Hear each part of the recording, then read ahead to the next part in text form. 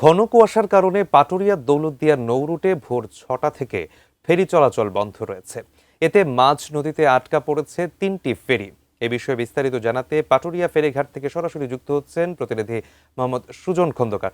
সুজন, ঘন কুয়াশার কারণে ফেরি বন্ধ রয়েছে এবং ৩টি ফেরি আটকা পড়েছে, সেখানকার অবস্থা কি এবং যারা উদ্ধার কর্মী রয়েছেন বা উদ্ধার তৎপরতা কি অবস্থায় রয়েছে বিস্তারিত জানাবেন।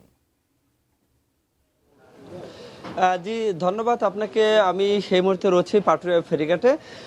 আপনাকে জানিয়ে রাখতে চাই, অসময়ে ঘন কুয়াশার কারণে আজ ভোর ৫টা ৫০ থেকে কিন্তু পাটুরিয়া দৌলতদিয়া এবং আরিচা কাজিরহাট নৌরুটে কিন্তু ফেরি চলাচল বন্ধ হয়ে গেছে।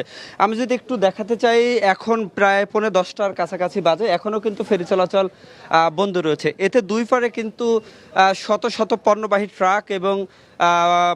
ট্রাক এবং যাত্রীবাহী বাস কিন্তু আটকা পড়েছে এবং এখনও কিন্তু মাঝ নদীতে কিন্তু ১০০ গজের মধ্যেও কিন্তু কিছুই দেখা যাচ্ছে না।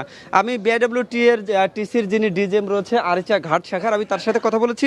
উনি মূলত বলছিলেন যে রাত ৩টার পর থেকে থেমে থেমে ঘন কুয়াশার কারণে কিন্তু মাঝ নদীতে যে মার্কিন লাইট রয়েছে সেই লাইটগুলো কিন্তু দেখা যাচ্ছিল, যার কারণে কিন্তু ফেরি চলাচল বন্ধ হচ্ছিল এবং ভোর ৫টা ৫০ পর থেকে ফাইনালি কিন্তু টোটালি তীব্র ঘন কুয়াশার আকার কিন্তু বাড়ে এবং টোটালি ফেরি চলাচল বন্ধ হয়ে যায়। এখন প্রায় 10:45 অর্থাৎ 10টার কাছাকাছি বাজে, এখনও কিন্তু ফেরি চলাচল কিন্তু বন্ধ রয়েছে।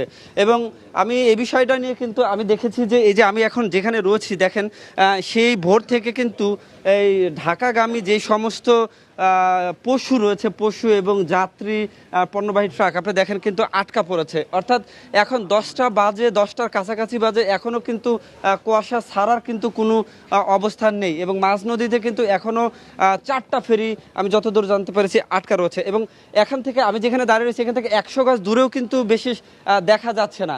অর্থাৎ নদীর ভিতরের অবস্থা কিন্তু নাজেহাল। অর্থাৎ এমনি ডাঙায় কিন্তু মনে হচ্ছে যে কুয়াশা নাই, কিন্তু নদীর ভিতরের চিত্রটা কিন্তু অন্য।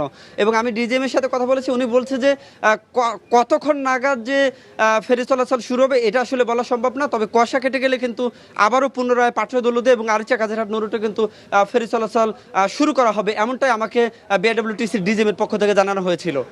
যে এই ছিল আমার কাছে পাটুরিয়া থেকে সর্বশেষ।